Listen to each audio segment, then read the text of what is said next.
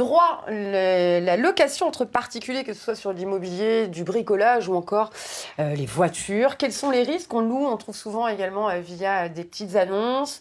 Quels sont les risques? Quels sont les recours possibles en cas de problème? Pour répondre à vos questions, maître Stéphanie Guillotin, merci beaucoup d'être avec nous. Alors, quelles sont mes obligations juridiques en tant que loueur, si je loue ma tondeuse, par exemple, ou mon appartement? Oui. Ça n'a rien à voir. Mais... Exactement.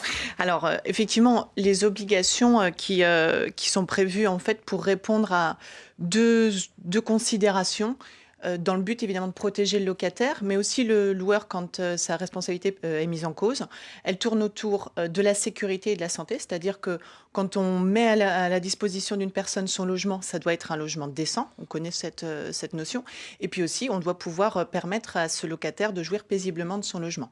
Pour du matériel, il faut que ça soit un matériel aux normes de sécurité. Évidemment, on ne peut pas donner une vieille tondeuse dont on ne sait pas si elle fonctionne à la location, c'est de la responsabilité du loueur. Et puis le deuxième type d'obligation, c'est la fameuse obligation d'information, puisque en tant que loueur, on se doit évidemment d'être transparent et sur le bien, le prix et puis les conditions. Mais au-delà, on doit aussi remettre certains documents.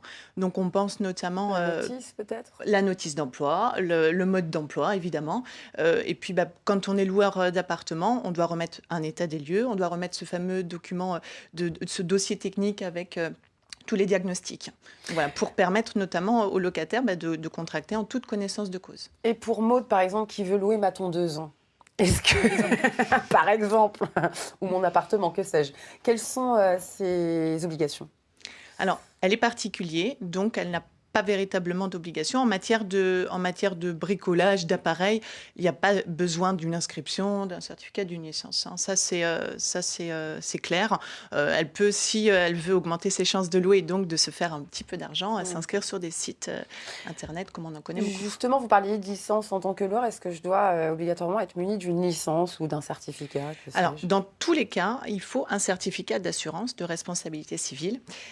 Il faut y penser, évidemment, pour se prémunir contre les risques locatifs. Ça, c'est pour toutes sortes de biens à la location. Quand on loue un véhicule, évidemment, le certificat d'immatriculation, qu'on remettra en plus à l'emprunteur, ça paraît évident. En revanche, pour ce qui est, comme je le disais, matériel de bricolage, il n'y en a pas. Seuls les professionnels doivent fournir un certificat de conformité ou de contrôle. Et les logements, c'est pareil. Alors, les logements, j'apporte une précision, c'est que quand on loue de manière régulière, notamment sa maison d'habitation et qu'on veut la promouvoir sur des sites internet qu'on connaît bien, on doit maintenant fournir un numéro d'enregistrement. La formalité est simple, c'est une simple déclaration administrative qu'on doit faire auprès de la mairie, par internet ou par tout autre moyen. Vous parliez tout à l'heure de responsabilité civile. Est-ce que cela suffit ou est-ce qu'on doit souscrire une autre forme d'assurance? Alors en principe, l'assurance de responsabilité civile couvre les risques locatifs. Donc ça suffit, d'autant qu'en plus le locataire lui aussi, et on devra lui rappeler de manière transparente encore une fois, devra souscrire également cette assurance de responsabilité civile. Alors Maud a besoin de louer ma voiture. Oui, je sais, vous avez beaucoup de besoins, Maud. Ou un appareil de bricolage. Est-ce que ce sont les mêmes conditions, par exemple, pour une location de vacances? Alors non, quand il s'agit d'appareils, de bricolage, de véhicules, etc., le contrat est valable dès qu'on a trouvé un accord sur la chose, sur le prix et sur la durée de la location, donc sur les conditions essentielles. Ça, c'est ce qu'on appelle un contrat consensuel. On est d'accord, on n'a pas besoin de le signer et c'est valable. Après, évidemment, c'est une question de preuve et moi, j'encourage toujours loueurs comme locataires, évidemment, à écrire un contrat, à le rédiger parce qu'on va pouvoir y insérer des clauses bien utiles. On pense notamment aux caractéristiques, à bien définir les caractéristiques du bien, voire les défauts.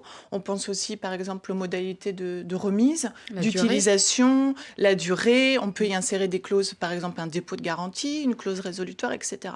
On peut poser des limites, comme par exemple, si je veux louer mon véhicule, j'interdirai à Maud de sortir du territoire français, par exemple. Ah oui, d'accord. Il y a une liberté dans le contrat et effectivement, c'est intéressant de pouvoir le noter. C'est d'un commun accord après. Exactement, c'est la liberté contractuelle. Des besoins. Alors, en revanche, effectivement, pour les logements, c'est complètement différent, que ce soit du bail d'habitation classique ou de la location saisonnière, on est sur une obligation de rédiger un contrat écrit et de l'éditer en 2 exemplaires, puis de le signer. Alors on le connaît effectivement quand on signe un bail d'habitation classique, c'est plutôt connu, c'est admis, la loi est ancienne, elle date de 1989. J'indique que depuis assez récemment, il y a un contrat type qui est mis à disposition des personnes. Et là, je dois dire que ce contrat type, il ne faut pas se contenter de le trouver sur Internet, de l'imprimer et de le signer. Il faut quand même regarder les clauses, les adapter, y insérer des clauses. Alors, cette fameuse clause résolutoire qui permet quand les loyers ou les charges locatives ne sont pas payés, eh bien de résilier le bail plus facilement. Cette clause, elle doit être quand même rédigée de manière sérieuse puisqu'elle peut aussi être examinée quand même par un juge. Préconiser une relecture et une adaptation. Exactement, en fonction j'ai vu voilà, des contrats types qui n'étaient pas remplis. La location saisonnière, c'est moins connu, mais le Code du tourisme l'impose aussi. Alors c'est vrai que les vacanciers vont pas souvent sur leur lieu de vacances pour signer, même pour visiter, mais c'est fortement recommandé. De la même façon, on peut y mettre des clauses, on peut décrire le bien et on a moins de surprises, effectivement, quand c'est écrit. Maître Guillotin, pour conclure, est-ce qu'on est plus protégé en passant par des sites de location ? Non. De manière générale, le site Internet reste tiers à ce contrat de location. En revanche, il propose des services tels que des conseils, des modèles de contrat, voire des médiations qui peuvent intervenir, évidemment, pour faciliter le règlement de différends. Et puis surtout les mercredis du droit sur les thèmes de la location le 13 juin à 18h à la Maison de l'Avocat de Nantes, entrée libre et inscription sur barreaunantes.fr. Maître Guillotin, merci beaucoup pour ces réponses claires et précises sur la location entre particuliers. Préparons